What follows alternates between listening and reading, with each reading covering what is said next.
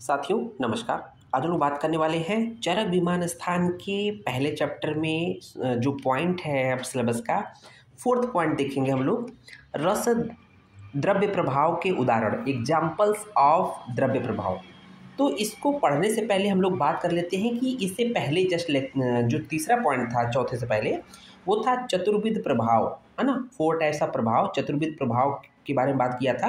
और वो 4 प्रकार के प्रभाव हम लोगों ने रस प्रभाव, द्रव्य प्रभाव, दोष प्रभाव और विकार प्रभाव, तो ये 4 प्रकार के प्रभाव के बारे में बात किया था, जिसमें हम लोग अभी द्रव्य प्रभाव के उदाहरण के बारे में बात करेंगे। तो द्रव्य प्रभाव क्या है वहाँ पर हम लोगों ने देखा था, लेकिन यहाँ पर द्रव्य प्रभाव के एग्जाम्पल की बात करने वाले हैं। एग्जाम्पल इम्पॉर्टेंट है ना।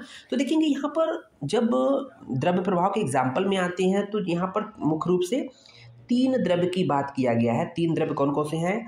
तैल, घृत और मधु। आप देखेंगे बुक में तैल, घृत और मधु, है ना। आपके सामने है तैल, घृत, मधु। और ये तीनों क्या है, पर्टिकुलर दोष को शमन करता है। जैसे तैल क्या होता है, ये तैल का ऐसा गुणकर्म होता है कि वात का शमन करता है। ओके। जो घृत के द्वारा अगर निरंतर घृत का सेवन किया जाए तो पित्त का शमन करता है। और जो मधु होता है वो कफ का शमन करता है। ओके। तो देखेंगे कि सबसे पहले हम देखेंगे तैल प्रभाव, है ना। तैल प्रभाव क्या है तो देखेंगे तेल कोई भी जो तेल होता है वो सामान्य रूप से सामान्यतः जो बात करते हैं तिल तेल की बात करते हैं मुख्य रूप से, है ना। तो तैल में तिल तेल की बात करते हैं। तो तैल जो होता है स्निग्ध होता है, उष्ण होता है और गुरु गुड़ होता है। तो तैल क्या होता है? स्निग्ध होता है। देखते हैं कि ठंडी का मौसम आ गया, सर्दियों का तो कहीं ना कहीं तेल का यूज करते हैं जिससे शरीर में शुष्कता रुष्टता कम हो जाए। स्निग्धता, उष्णता और गुड़ता गुड़ होता है। और ये क्या करता है कि अगर इसका निरंतर सेवन किया जाए तो ये वात का शमन करता है। हम लोगों ने पहले बात किया है। क्यों वात का शमन करेगा? क्योंकि जो तेल का गुण है वो वात के गुणों के जस्ट विपरीत होता है। तो तेल का जो गुण होता है स्निग्ध, उष्ण और गुरु मुख्य रूप से होता है। जो वात का गुण होता है रुच्छ, देखिए स्निग्ध का अपोजिट रुच्छ, उष्ण का अपोजिट शीत और गुरु का अपोजिट लघु गुण। तो इसका मतलब कि जो तैल के गुण होते हैं वात के जस्ट विपरीत होते हैं। तो जिन व्यक्तियों में या पर्टिकुलर सीजन में जो वात बढ़ा होता है उसमें तैल का निरंतर सेवन किया जाए, तैल का अभ्यास किया जाए, तो क्या होगा कि दोनों का आपस में लड़ाई होगी। दोनों के गुण जब जो प्रभावशाली होगा, है ना। कहते हैं ना कि जब 2 राजा की सेना लड़ती है तो जिस राजा की सेना या जो राजा बलवान होता है वो जीतता है। तो ये कह रहा है विरुद्ध गुण का सहयोग होने में। विरुद्ध गुण का मतलब तैल का जो गुण है स्निग्ध, उष्ण और गुरु, और वात का जो गुण है रुच्छ, शीत और लघु। तो विरुद्ध गुण का संयोग में जो गुण प्रबल होगा, मजबूत होगा, उसकी जीत होगी, उसकी विजय होगी। तो निरंतर अर्थात लगातार अभ्यास से तैल वायु का शमन करता है। भाई अगर आप कंटिन्यू तेल का सेवन करेंगे तो वायु को जीत सकेंगे, वायु के गुणों पे आप जीत देंगे, ठीक है, डोमिनेंट हो जाएंगे। तो इसको बोलते हैं तैल प्रभाव। समझ में आया। अब देखते हैं दूसरे नंबर पे घृत प्रभाव की बात करते हैं। तो सेम कॉन्सेप्ट यहाँ पे देखना है। तो घृत क्या होता है? घृत का जो गुण सामान्य रूप से होता है, घृत मधुर होता है, शीतल होता है और मंद गुण होता है।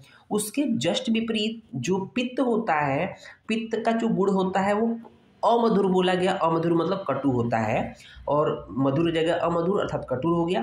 शीतल की जगह उष्ण गुण होता है पित्त का, और मंद की जगह पे तीक्ष्ण गुण होता है पित्त का। तो अगर घृत का निरंतर सेवन किया जाए, घृत के निरंतर सेवन से जो है पित्त पे जीत लेता है, पित्त को विजय प्राप्त कर लेता है।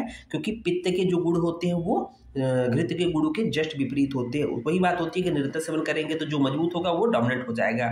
वही बात जैसे तेल में किया था। सेम कॉन्सेप्ट मधु की बात करते हैं। तो मधु अर्थात शहद जो बात करते हैं वो मधु के गुण क्या होते हैं? रुच्छ, तीक्ष्ण, कषाय गुण होता है।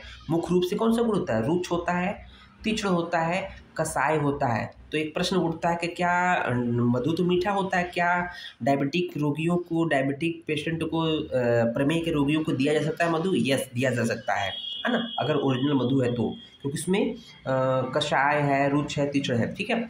और ये कफ को जीतता है। तो कफ को क्यों जीतता है? क्योंकि कफ के जस्ट गुण जो गुण होते हैं वो मधु के जस्ट अपोजिट होते हैं। तो मधु का रुच्छ है तो कफ का स्निग्ध होता है, मधु के तीक्ष्ण है तो कफ का मंद गुण है, मधु का कषाय गुण है तो कफ का मधुर गुण होता है। तो ये फिर वही बात होती है कि निरंतर जब सेवन करेंगे तो मधु का जो गुण होगा वो प्रभावशाली होगा, डोमिनेट कर जाएगा कफ के गुणों पर, इसलिए कफ मधु की विजय होती है।